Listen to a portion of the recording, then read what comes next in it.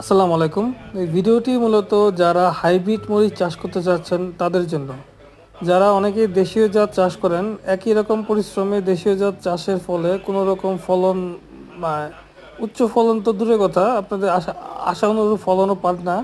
তাদের জন্য আসলে এই মূলত ভিডিওটি। এটি একটি হাইব্রিড মরিচের খামার বা ক্ষেত।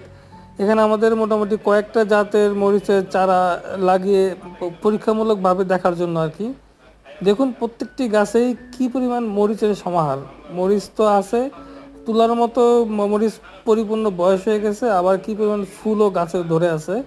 তো আপনারা যারা মরিচ চাষ করেন তাদেরকে বলবো যে দেশীয় কোনো জাত চাষ করার থেকে হাইব্রিড মরিচ চাষ করেন, বাণিজ্যিকভাবে সফলতা অর্জন করুন। আর মরিচের দাম মোটামুটি বাংলাদেশের যে পরিমাণ থাকে সবসময় ভালোই দাম থাকে, তো সেই ক্ষেত্রে মরিচ চাষ করে আপনারা উপকৃত হবেন আশা করি।